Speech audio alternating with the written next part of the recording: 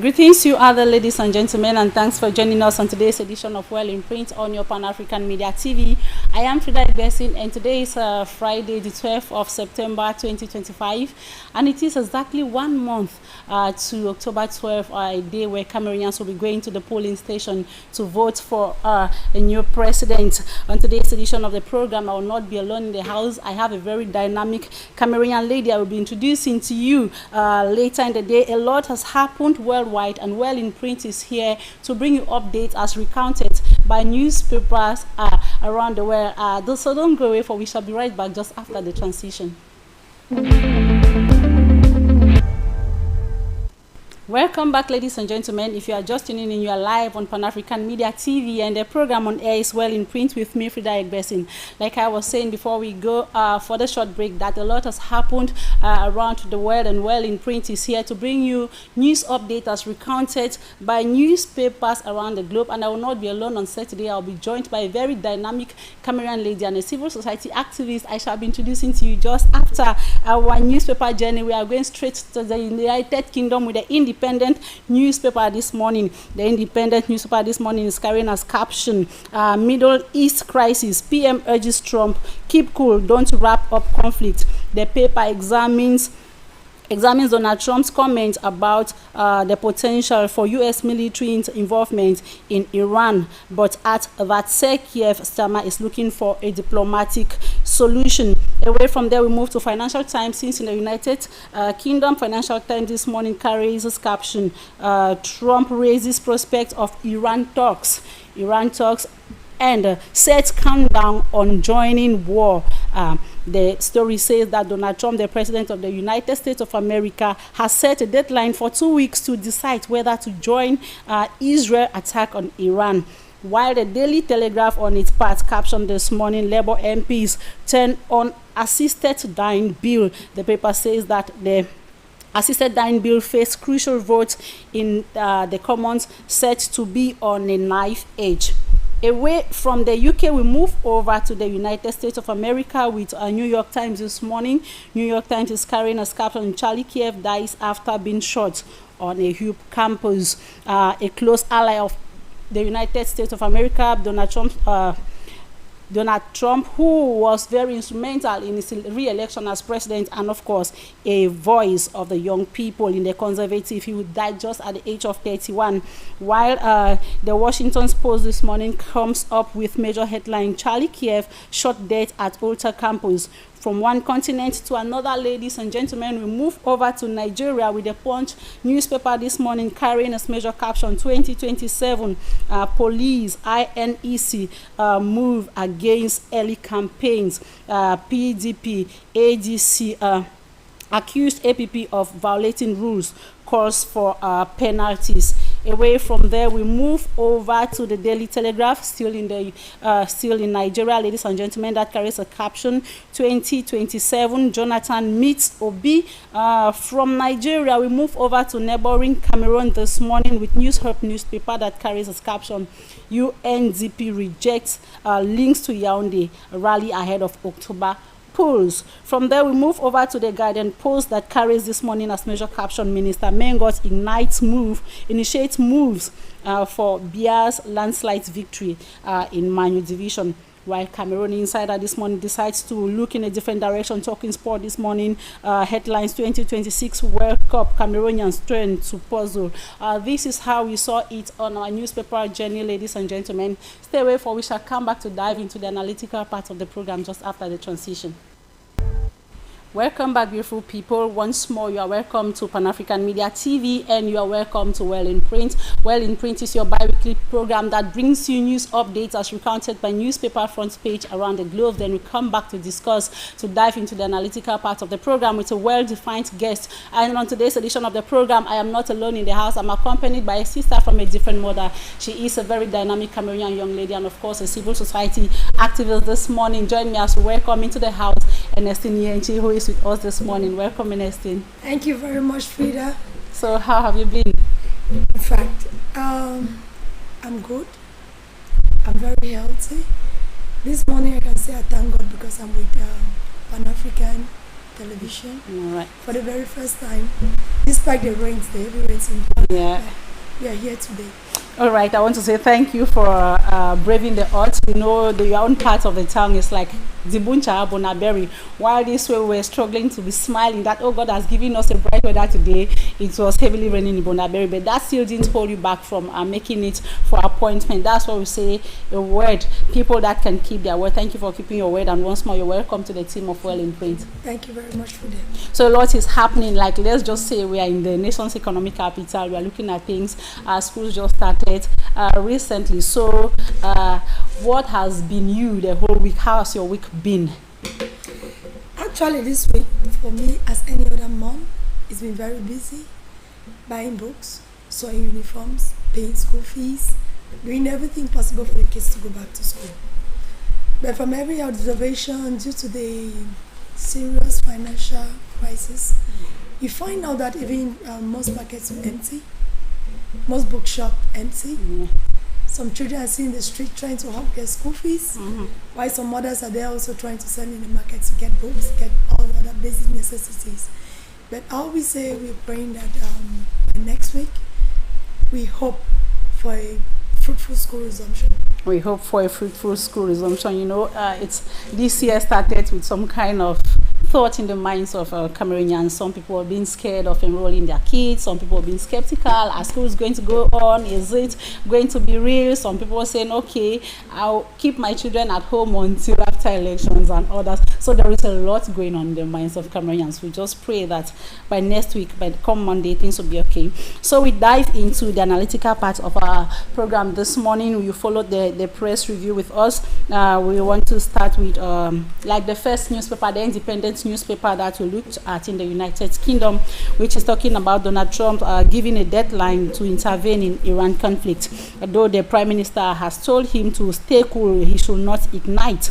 He should rather just stay cool. But Donald Trump is saying that he's giving them 2 weeks to get involved, maybe to get the U.S. military involved and the Iran war. What do you think about this? Must we always look at how to go getting into great war exploit or seeking for peaceful solutions that we avoid the loss of lives in everything that happens? Frida, looking at it closely, you will see that in the world of today, these people just create wars that at the end of the day, you don't find any result coming out of it. But we just have human damage, human lives that are being lost. We have material damages. We have a lot of economies that are being broken down for no good reason. I, for one, I thought that when President Donald Trump was going to come in for the second mandate, he was going to initiate what he talked about, the peace talk. First of all, he was promising everybody how he was going to initiate peace between Russia and Ukraine. And now he is the very first person to talk about another war in Israel. It's adding fuel. From time immemorial, I can remember American kids going to war in Iran, supporting Iraq and all whatnot, over decades and over years. But I don't seem to get any result coming out of it. And I don't know if it's this particular war is due to political interest or is due to, I don't know, exploitation. Because when Africans are crying about all of the wars left and right due to maybe exploitation, I don't know why that they keep destroying Iran, Iraq, with all this war left and right. And you look at other newspapers, they're going to tell you that a lot of people are skeptical about getting a third world war. And if we are not careful, we might gradually get to that stage where we start finding countries being alliance to others to fight other countries, which is not normal. That's just helping to destroy the entire globe for no good reason. So we are looking at that. Then now we have another story that talks about, in another newspaper that's talking about the death of an ally. This one is a United Kingdom carries as major caption this morning, Charlie Kev. We have while the Washington Post this morning is telling us about the death of a young American who was the voice of the youth during actually he's an activist. He is like a content creator. You see, he's a conservative and he's just 31. So in an event in one Ulster University, he was shot dead, and here they are calling it some kind of political murder. He used to be a very strong ally. He helped a lot in the re-election of President Donald Trump. So there is a lot of cases. So if he's just 31, at 31, when your life is about to start, because that's the age of, say, maybe in the Western world where they say you leave your parents home at 18, you can say, bear with us, we know at times 30 people at 40, they are still in their parents' house. At the time when you think, even when you leave your parents home at 18, you are still not ripe, you are not mature. At the time you want to start enjoying life, having focus and doing things, you are being cut short of that. When we talk about this fabrication of arms and weapons and guns that people use in randomly, especially in the Western world. Western world murder is so common. And you know, they have the way their kids are being brought up, they are given certain facilities so early, especially when it comes to arms. You have the right to go get a license, to buy a gun, to say it's for self-defense. But now looking at it keenly, their systems have proven that there's a lot of murder, especially when it comes to youth. Yeah. Yes, people kill at random, people kill just anywhere the way they want it. And still, even if they're arrested and sent to jail, they really do not bother, because if you have the money, they get all these good lawyers and they bail out and they still come out. Yes. But looking at these activists, you can see already when you're an activist or you're a star, your risk is at risk. Your life is at risk, sorry. And when your life is at risk, you need to know, maybe you need to put in certain security measures, especially when you're in public places. Yeah. For example, even the President of the United States, most of the times they're threatening to kill him in public. Bet you that if he didn't have maybe all the security guards around him, he'll be long gone. So thinking about this guy, for me, is the Western world is obvious. They're always killing, they're always all this kind of shooting left and right. It's for their own systems to try to see if they can limit the number of arms they give to the youth, or the age at which you have the right to procuring a gun. It's quite terrible. So we'll go back to the UK again. Daily Telegraph. Daily Telegraph is telling us about Labour MPs 10 on assisted dying bill. You know, in the United Kingdom, there is this bill talking about assisted death. People, maybe you have been sick for long and you don't want to continue suffering. You want to die in peace. It's a whole situation. And now they are turning back. They say it's been a crucial vote. Said, what do you think about? Because it's mercy killing, euthanasia. What do you think about euthanasia? Exactly. In English, I call it mercy killing. Mercy killing. But in every indication, you need to give your call before they can execute any mercy killing on you. On the other hand, you look at it properly, we'll say it's suicide in disguise. No, notwithstanding, for me, if you ask me, I'll say my personal opinion is it should be the bill should be approved. Yeah. Why? Because there's a lot of suffering in the world, especially when it comes to diseases like cancer. Yeah. You see, when people suffer a lot for a long period of time, you become so tired that you not be able to. You just want to die and You just want to die and live, and no matter what, you will still die. No matter what, you will still die. If you see you cannot cope with the amount of pain you're feeling in your body, then they you should can sign up for you. mercy killing. That's mercy killing for you. So there is a bill and people who have been suffering are pleading that this should be taken into consideration. They should allow them. As a Christian, it's a wrong thing to do. It's a wrong thing to do, because automatically, if you have to sign up for a mercy killing, it means you have committed suicide, and that is a sin. A sin before God. So if it's a sin, you know, the Bible says you'll be judged one day. Why should you do things that you go the other way and you get judged and sent to hell? So preferably, just allow God to take his course, a gradual His process. time. When your right time comes, you'll still die. You know, I have a friend, she's a caregiver in the UK. There's this woman who has been bedridden for over 10 years. Then she has a lone child. She has suffered until one day the doctor just said, okay, mercy killing should be done. She herself is a medical doctor. Then they did this. My friend watched that woman die. As in, she was on phone with me that what I'm seeing today. She watched the woman die as in gradually. I was okay, tell me, how is she? She's turning into pink. Yeah. She's, they are white. So honestly, it's a very difficult situation though. in as much as we struggle to understand with those that are suffering, we give it a spiritual connotation also. We should not neglect God in whatever thing we do. And anyway, we pray that the parliament, the representative, because when they say the people's representative, they are really the people's representative, will decide on what is really good, what they think is good for the people. So we move over to Nigeria. Nigeria this morning, the Punch, Nigeria will be having presidential elections come 2027, and for them, when they are talking elections, they have started preparing as early as now. So you see, the Punch this morning is talking about people that have started. They say campaigns before time, early campaigns. They say Punch early this morning, police INV move against early campaigns. So people are moving and of course working out their way when it is not yet time. What do you think about this? For instance, me, I started preparing beforehand. Do you think they should do like we are waiting when it is we are at the verge of it before we start negotiating our parts? Frida, as Africans, we love a lot of disorganization. So if they're avoiding early campaigns, it's just to avoid a lot of maybe opposition collusion, preparing. Not opposition, but a lot of maybe disturbances in the streets.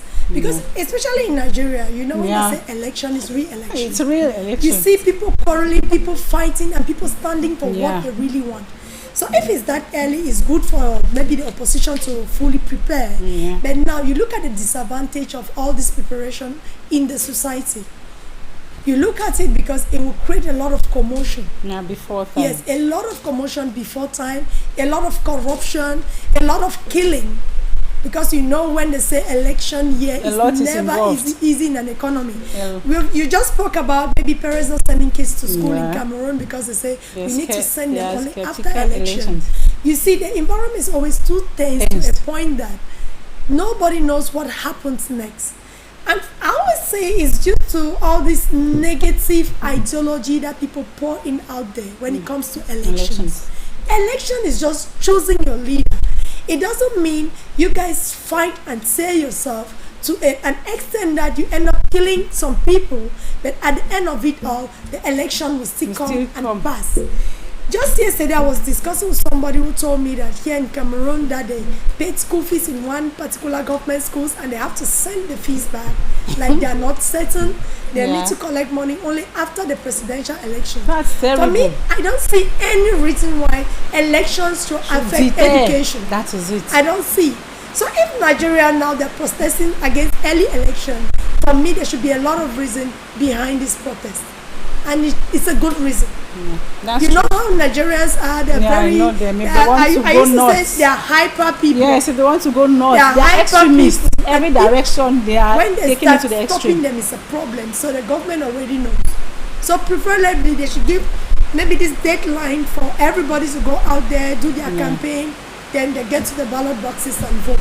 And Daily Trust still in Nigeria this morning is telling us about, President Goodluck Jonathan, the former president, is planning on coming back as to vie again for opposition as president. So Daily Trust this morning is telling us that he's already meeting up with opposition. He has been meeting with Peter Obi. Now I want to bring it with the idea of coalition. Tinubu, Nigerians are complaining a lot about Tinubu, and Jonathan wants to come back, struggling to see how the opposition can form a strong force, because in one newspaper some time ago, Tinubu told them not to worry. 2027, they should not worry about. They should be preparing for 2031, which is going to be 4 years after he must have finished this mandate, because he knows that he will go and win. And now Jonathan is coming, struggling to see how they can team up as opposition leaders. What do you think about the idea of a coalition in Cameroonian politics? It seems a hard nut to crack. Talking to most of these politicians in Cameroon, we have just observed that there's going to be a coalition, but it will not be an easy coalition, because now maybe all the heads of opposition parties, everybody wants to be a presidential candidate, which cannot be the case. The lone presidential candidate in the opposition party. It's practically impossible. But looking at the electoral system in Cameroon as at now, CPTM is always headed to a point that if the other political parties don't do a coalition, they will not stand a chance of ever winning. If they know what is good for them, they should select a candidate, no matter who, let him run against the ruling party. If not, we don't stand a chance of winning. See like Nigeria, coalition. Jonathan is already starting to make the opposition political. That's preparing beforehand, and it serves a lot. Exactly. And talking about Goodluck Jonathan, is one of those presidents that ruled Nigeria, and the Nigerians were very satisfied. They were so happy with his mandate. And if he's coming back, you need to know that he did well for the Nigerian people. So he did well. Can't he rest? Is there no time to rest? No, we understand the resting part, but Africa, there is this wind of change in Africa right now that we want young people to rule the countries. We want young and vibrant people to take the leads to a point that we can get to a united Africa. Everybody's just sick and tired of having all these African countries getting maybe different how can I put it? We are in separate countries, quite all right. But right now, if you can get the United States of Africa, everybody, maybe we get a president just like the United States.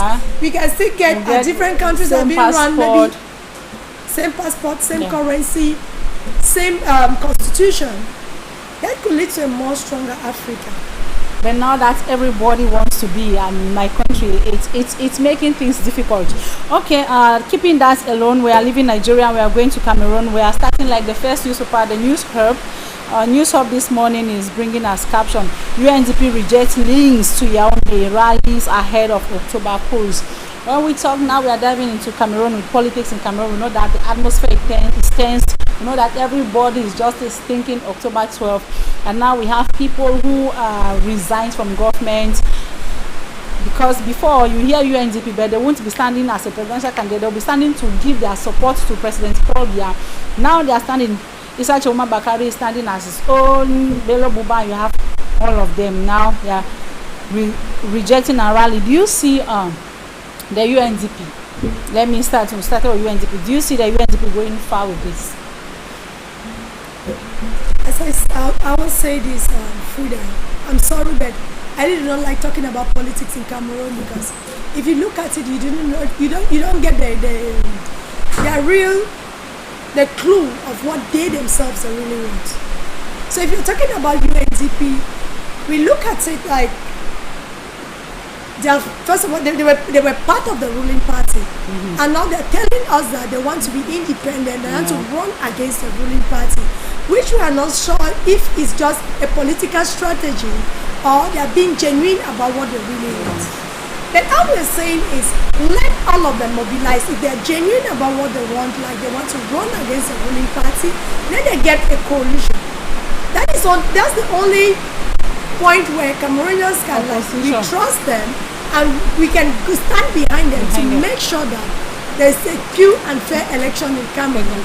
But if maybe it's just a political strategy, like they're trying to divert votes or maybe come back and maybe join the ruling party later on, then I think it should be a form of betrayal to the Cameroonian people. Right now, they should decide on what they really want. Is it a political strategy, or they are being genuine, running for the presidential election? 1 month into the election, we have the ruling CPDM party where militants and party sections and subsections are mobilizing. We've seen at the presidency how delegations upon delegations, you have the priests, you have the pastors, you have the funds, you have the chiefs from the East region visiting the presidency to give their support. And here we have the Guardian Post newspaper this morning talking about Minister Mengot, who initiates a move for Biya's landslide victory in Manu. Now we are talking Manu, and Manu. When we talk Manu, we talk the Southwest region, and we talk the Southwest region. We are looking at the two Anglophone regions under socio-political crisis that has taken us for close to a decade now. Talking about mobilizing, should this election, so when you look at this election, do you really see elections in this place taking its full course as an election should be, with what is on the ground? That's the problem we're having in Cameroon. You see a minister going to do campaign for a particular political party. There's a problem, really. I, for one, I would have wished that there should be a clean and fair election. Yes. Let those in the party do the campaigns for the party. and let the executive body of government stay away from it.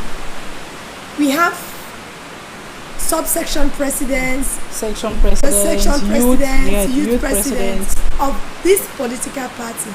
They are the ones that are supposed to do the campaigns for the political party, not getting members of government to go and do campaigns. Because you are a minister for everybody. You are a minister of the country and not for a particular political party. The CPDM do not make you minister. Exactly. But in Cameroon, every minister, the reverse is true because they are openly members of a political party. As they always say, they will want to keep their offices, so they will need to keep working the way they are supposed to work, as the system demands. As the system demands. All right. So now I want us to debate a bit. I want us to look at the place of the woman in the upcoming presidential election. So you look, they say that women in Cameroon, we have the most populated segment of the population is women. And women also know that there are people who like to lag behind and set their husbands in front, or maybe the men should be in front. When you look at the stakes of this election, of the stakes of October 12 presidential election in Cameroon, do you think if the woman should stand with their feet on the ground, that they are going to the polling station, something can change? Exactly. Or if the women queue behind a candidate, do you think it is going to make an impact? What do you say about voter apathy in women? No, when it comes to voting, a vote is a vote. Mm-hmm. We don't care whether it comes from a woman or from a man. A vote is a vote. So how do we bring women to come out of their voter apathy attitudes? They need to do political rallies. They need to do campaigns. You have to meet the women where they are, especially maybe in Jangi houses. You have to meet them in churches, whether in the marketplaces, wherever you need to meet them, that is where you go and meet them. So it's meant now for the political leaders to go to these places and meet the women, because a vote is a vote.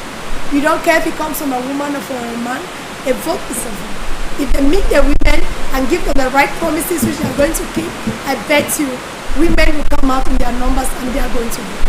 And now we have one female candidate running for this year's presidential election. That's Madame Tumanunda Njoya.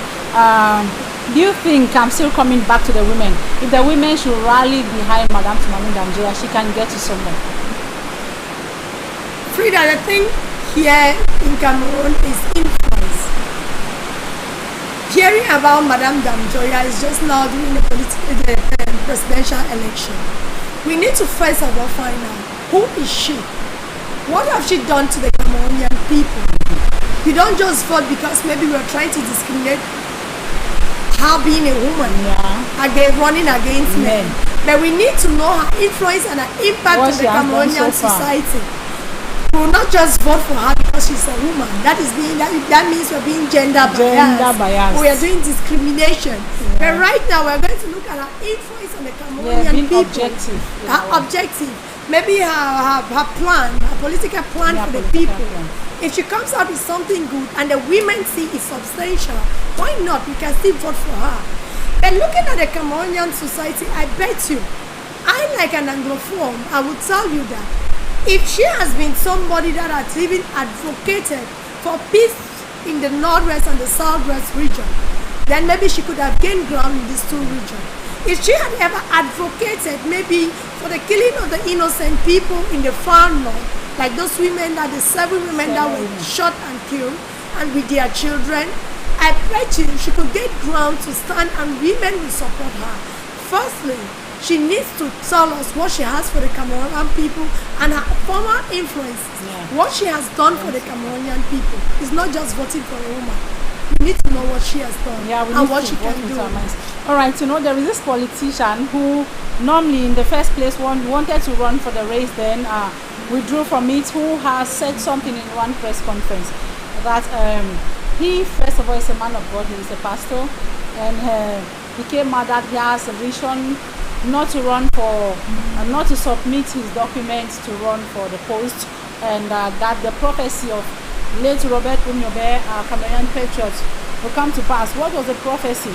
In his prophecy, that the change of power from the second to the third president of Cameroon is not going to be done through elections. It's going to be done just the way Ahijo passed power to Paul Biya, and so is Paul Biya going to pass power to another person. So for him, that's why he did not deposit his documents at Elekan. So if you look at this, what can we say about this? Now, what is the place? Let me look at, do you think God or religion has a place in politics? In as much as God exists, we do know that Satan exists. Of course. In as much as there's pure religion and pure Christianity, we do know that there's a fake religion and fake prophets all over. Cameroon is full of drama, as well as the entire Africa, due to maybe some of these men of God and churches. We talk against them a lot, not because we hate them or we are not Christian, but because we see them bringing up a lot of propaganda. They say a lot of things that at the end of the day, you find out is not true. He's not the first person who have done it, and he's not going to be the last. So why judge him? He should stick to his ideology and stand and do whatever he wants to do.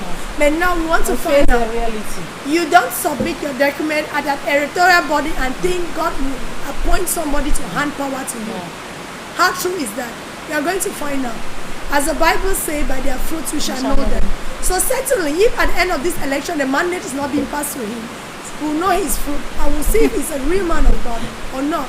So no need to judge. October 12 is pregnant, right? Very pregnant. October 12 is pregnant. So now I want to talk about the issue where regions are raising millions and billions. We've seen people in the West region raise money for campaigns for the incumbents. And we see, they say youth in the Southwest region have raised, people in the Northwest have raised this amount of millions. Given the economic situation, I do not want to look about the West region. I want to look about the Southwest and the Northwest regions.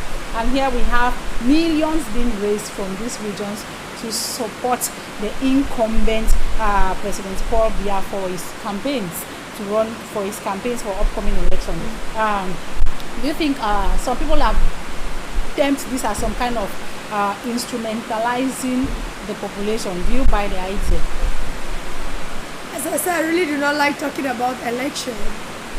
I always say on the media, they say there's freedom of speech. There's no freedom after speech. There is no. We don't get involved in certain things that no matter what you say, it will not change. I always say that. Let them do what they want to do. The elections will come and the elections will pass. What I will say is, let them do the campaigns, let them do the fundraising, let them do everything. That is part of the electoral process. But let them be peace. Let there be peace. Let there be peace. Peace is priceless. Peace is priceless. And if the youths in this area, they're actually standing to support President Paul Biya for the forthcoming election, we just pray that he should know that these youths are so tired of being killed day and night. They are tired of running away from their own homeland to other places where they will go and suffer because of the Anglophone crisis. So if they are raising this amount of money, it's a good thing.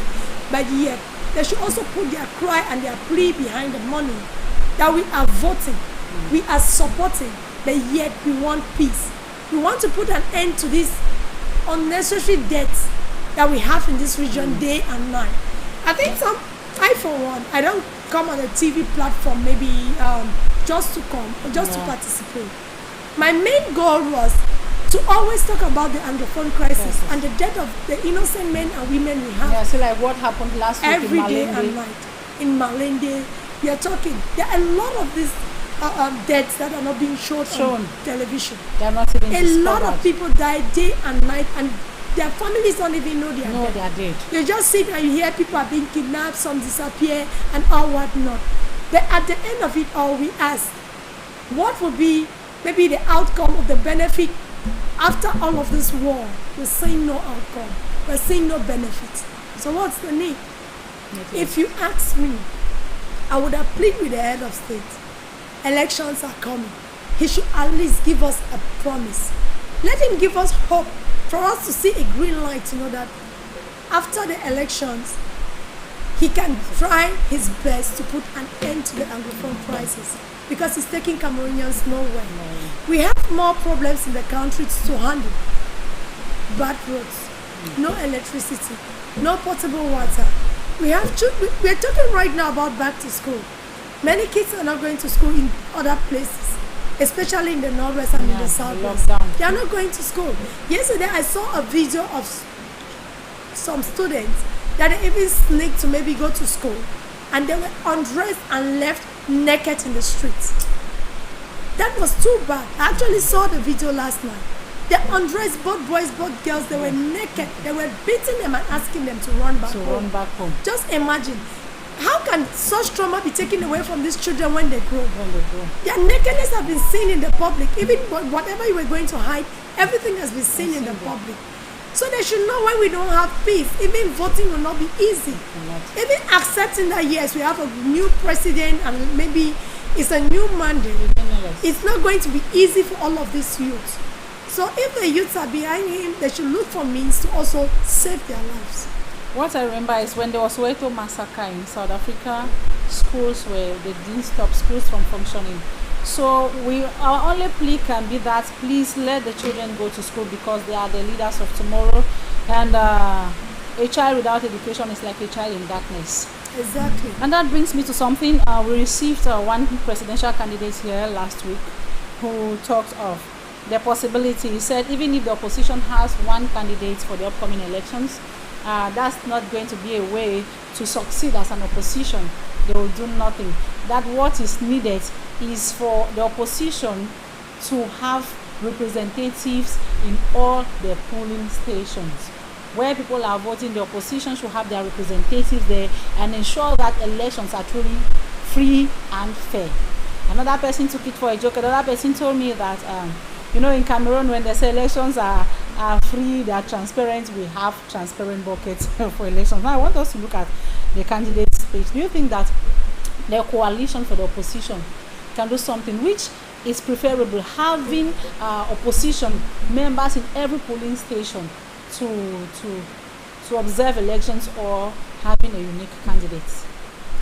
Let the opposition do their job. Let them get a coalition. Let them get one candidate for the election. The rest will fall in place. They should stop bringing all these political jargons and propaganda left and right. They should just get one representative for the opposition.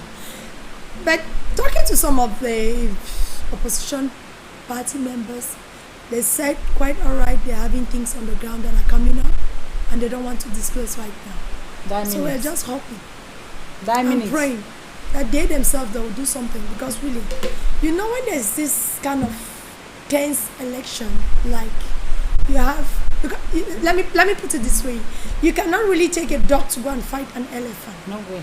You understand? No way. You need something maybe close to an elephant to fight an elephant. For the fight to resemble a fight. Exactly. So we need to get to that stage of getting maybe two giants standing. You don't go and get a smaller person to come and fight a giant. That would really not work. Or even then, that is not even an election. It's just a play. Yes, it's just a play. If we need to get an election, let's get a real election. Like, let's feel that it's because an election. Because the incumbent has tapped roots. The incumbent has made his name. He has built his party right to the deepest part, the interiors of the country. Then imagine you coming and That's people what they don't say. even know you. That's what they say. But at the polling station, we know people are always at the polling station. See, when they count the vote, they record it, and it's always very visible. I think I've assisted in several of this counting. I've assisted in many elections just to see how it runs. When I vote, I stay back until when they're counting the votes. I make sure I'm there. I watch them count. So usually when they say like the change results, and I don't think it's at the polling station. I don't even think it's there, because I watch them count. I see people record. I see people counting. The whole crowd is counting with you. So when they're changing, it doesn't really change anything at that point in time.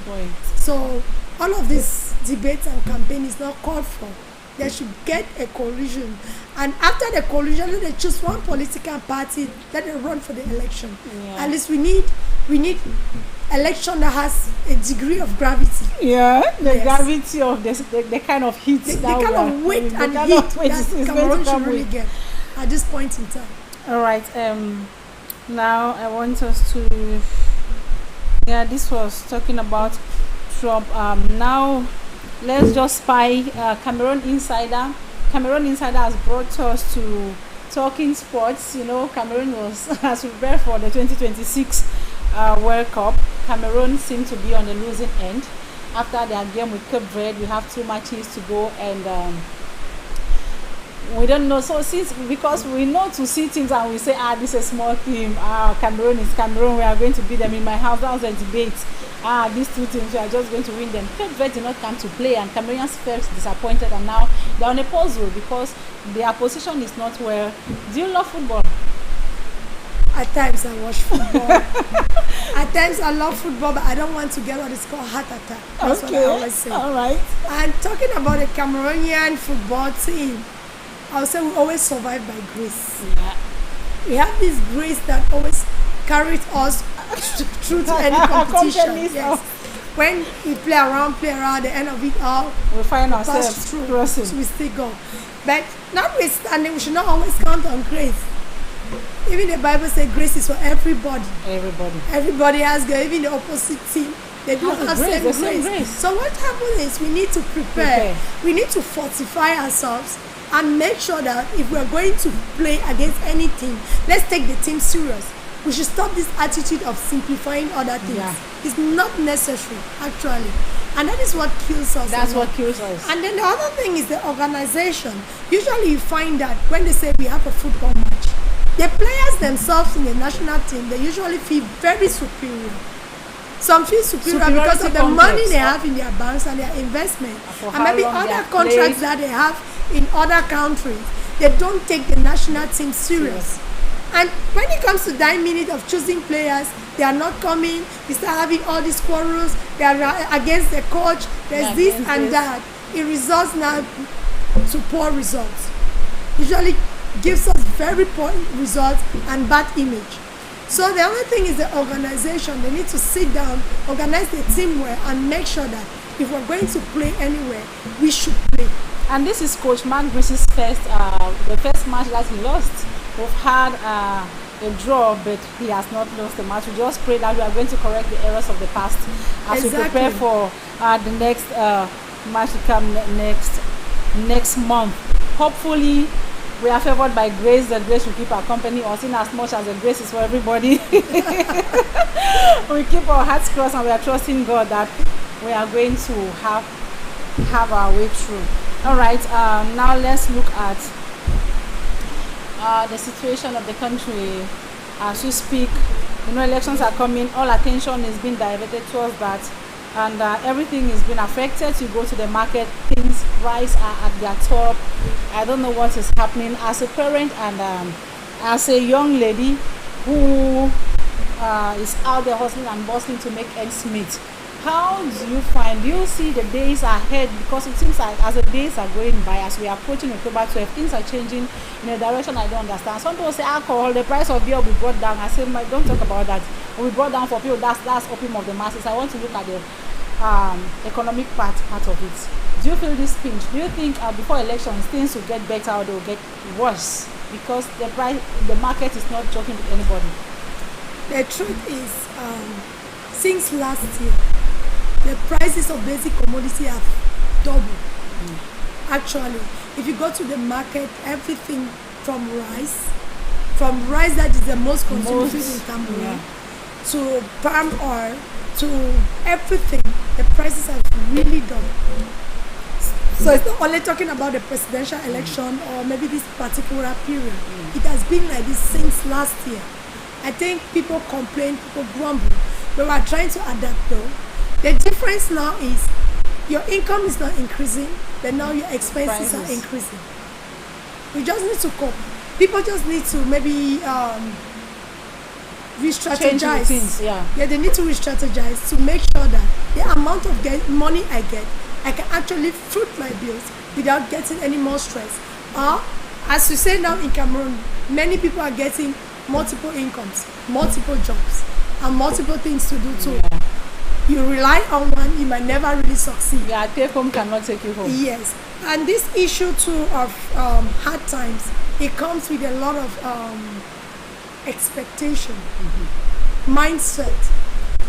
Many Cameroonians now we want to live standard. We want to live as if we're just out there abroad. That is Some it. of us compare ourselves with those who make real money money. abroad and come back.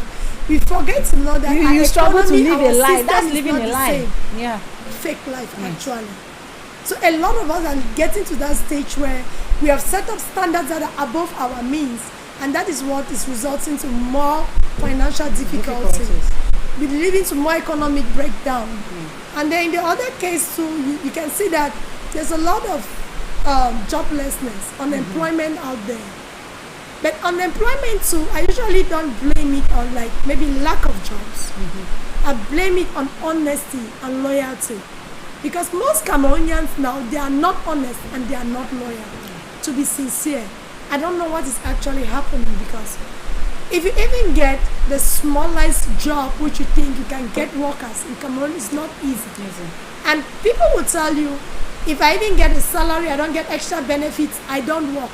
You start wondering, if your boss himself doesn't have all this money to give you extra benefits, how do you intend to have it? You sign up for a job which, at the end of it, you think you're going to make extra benefit from it. That is stealing, that is armed robbery. You end up crippling the job, your boss is down, you're down, and nobody gets a job. I'll give you an example of these guys. Usually I like myself, because people say you like to talk. I say yes, let me just talk. Because my stomach, at least when I say certain things, in as much as I don't hurt anybody, I will say it. In as much as I know I have to correct somebody, I will say it. Yeah. I was in a taxi one day when these guys were boasting. They were the English guys. They were like, oh, you remember this guy that came to Bamenda one time? He brought in 25 taxis and he came and opened up a company. We were working for him, and we dealt with this guy. In fact, we were working the money, telling him we're not doing anything, we're not working, and business was not moving. Some of us even ran away with his money and all what not. They were boasting. They congratulated themselves. Congratulating themselves. I was behind, I could not stay quiet. I told this guy, I said, please excuse me, I'm sorry, but I just have to talk. I have to say something. I said, do you think that you killed this guy? He said, hey, the guy finally went back abroad. What was he showing? What was he thinking? To come and open up a company with 25 taxis. I said, okay, let me just give you a small analysis. Somebody like me.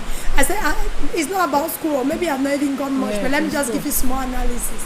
I said, there's 25 taxis, 25 of you that were driving. That is 25 employment. On Sundays, people don't drive. You give it to what they call motorboy. That is it. Motorboy works on Sunday, maybe Saturday and Sunday for you to rest. That create 50 employments. Imagine. Okay, 50 employments. If you need to increase your wives, your children, that you're feeding from this employment, you take now maybe 50 times 3. That is 150 people that this man feeds every month. That is direct. And more, 150 persons and more, which he is taking care of indirectly. The guy said, well, ma, why are you saying like this? I said, no, that is the truth. That is the bitter truth. It's the bitter truth. I know what I'm saying. And that is exactly what is killing us Cameroonians. You see a lot of them in companies, they go not to work on their basic salary. They because check I would on how to smuggle things, to have things to sell, money to illegally. steal, to just destroy the company at the end of the day. I know a lot of companies that people left abroad, came here and opened, and they just crushed down like that because people do not want to work. You might think you are doing bad to this person. You are harming yourself. You are harming yourself, harming many other people that will come after it. I remember I once resigned for a job, but when I resigned from this job because I had issues, I told my boss's son, I said, please get somebody to replace me. Because I know your dad will not be able to handle the company. Just get somebody, help him get somebody to manage this company. He said, why are you doing this? He actually like, why are you doing, why do you care, why are you interested? I said, no, even if I'm not there anymore, I shouldn't, it shouldn't crush, because it might help other Cameroonians tomorrow. That is my ideology. If I'm leaving a company, I don't pray for it to fall. I pray for it to flourish, because maybe if the salary is not enough for me, it might be enough for the next person, and it might help other Cameroonians too. That is always my ideology. And so we need to now start training kids even from school. I think I have to say this on this platform. Attitude change. Mentality, attitude should change, and even parents at home should educate their children when it comes to job finding. We have this dating mentality of wanting our children get rich quick. Quick, fast money. And so they tend to start minimizing genuine jobs to think that they need to get bigger jobs to get and rich they quick. Start getting involved and then into all kind many of dirty illicit games. things outside. You have like scamming. Yes. When we complain about scamming, we complain about drug addiction.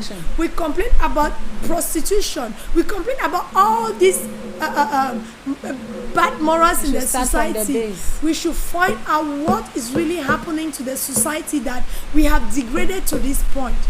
For me, I always say it's greed. It's greed and over expectation. That is it. My mom always say, you should eat little and eat for long. Of course. Don't seek to eat too much and die quick. So that is one of the things I would tell Cameroonians today, especially the youth. Get the little you can get and manage for the time being while hoping for the best to come. I looked for a youth around the neighborhood. She does nothing. I say, okay, can you teach? I can look for my classmates who are now teachers to look for a position for you in a private school. I said, no, you cannot teach me. I don't have energy. How much are they going to pay me? They will give me 75,000. I said, now a month it did not worth anything. Is that 75,000 not going to be better than you staying home all day? So it boils down to what you're saying. Exactly. It boils down to what you are saying. There's a little drops of water from an ocean. Yes. I just made a comment here to you. I said, my business place. If I don't have workers, I work. I make sure I create businesses I can manage. You can manage. Yes. If workers don't come there, I make sure I work because I need the money. Of course. I don't need people's opinion about what I do to get my money. I need the money to survive. So if I get you to come and work and I pay you, we agree on your salary.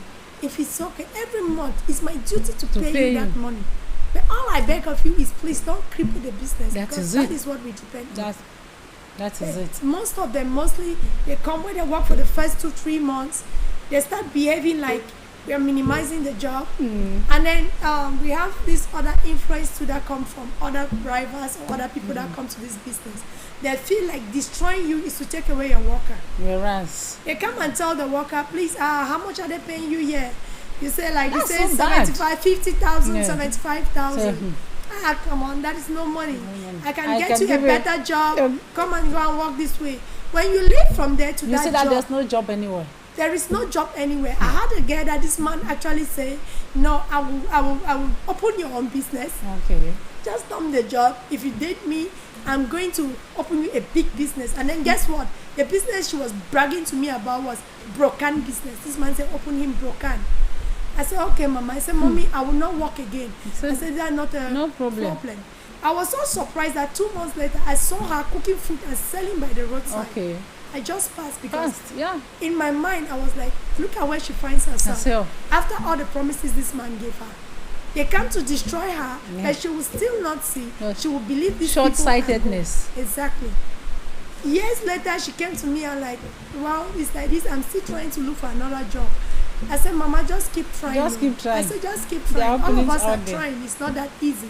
Life is a battle. It's like that. We fight until the day we die. If we don't orientate our kids well from home. From the base. From home. They will minimize jobs to an extent that end up being jobless or falling into wrong hands. So, wow. If you were to say something, you are a youth, you are a lady, you are a Cameroonian, aside as a civil society activist that you are, aside calling for whosoever will win elections come October 12th to struggle to bring a halt to the horrible things happening in the northwest and southwest region, and of course in the far north region of Cameroon, what will you be placing accent to? Like that person that will win elections should start from here. Should start from here. It should just be peace. They should create a dialogue. Bring Cameroonians together and let's talk and find out. Because if we're even doing a dialogue, it's not only about the Anglophone crisis. It's for all Cameroonians. It's about rebuilding Cameroon. Okay. It's about rebranding Cameroon. I think now in Africa, all of us appreciate this wind of change that is going on in the Sahel. Yeah. We are clapping from backgrounds. We see Ibrahim Traore doing all his best to make sure my country must emerge. Of course. I don't want my people to be poor. He has all these ideologies that Gaddafi brought before. We have Kwame Nkrumah, we have Nelson Mandela. All these people brought us. The idea to make us understand that we Africans, we are better. We are not a second-class human beings as we find ourselves like we feel we must always live under other people, or we depend on debt and loans from other countries. We can rebuild ourselves. So if the next president that come up, I don't know if it's going to be still be our father. We don't really mind. All we want wins. We get a dialogue.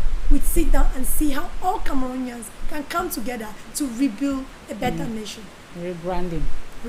It is really important for us to rebuild Cameroon, because we have all what it takes. Africa has all what it takes. Exactly. This brain draining and stuff, bush falling is just some kind of frustration and stuff. Some people lose their money. They could start a little business in the process, and a lot of people are duped. Some die in the desert.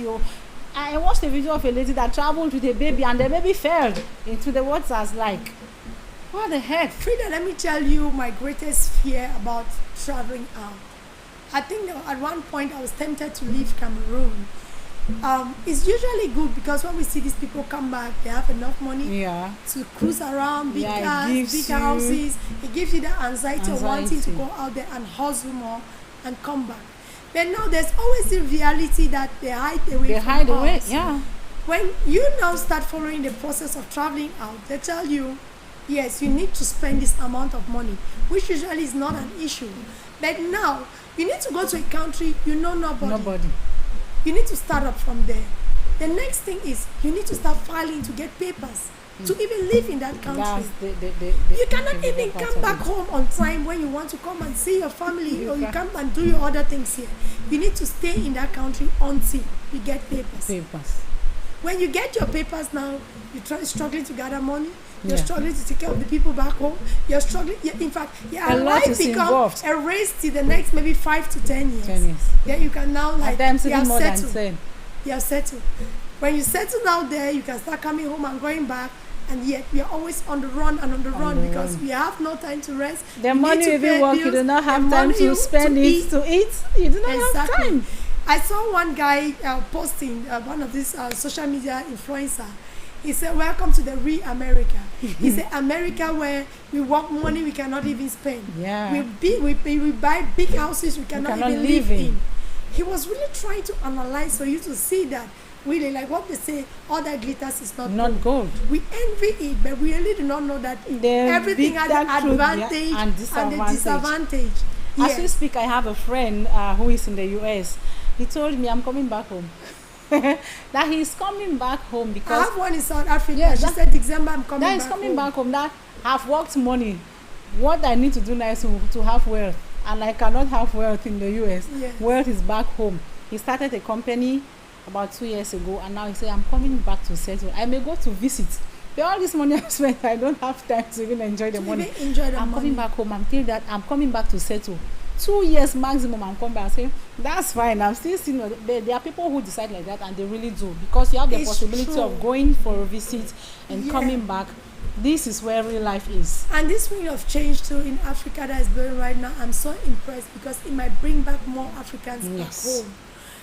We look at it, the analysis that were done some few years back shows that in the next 50 years, if Africans keep migrating the way they are migrating to Western world, then unfortunately, most families can never be reunited. Never again.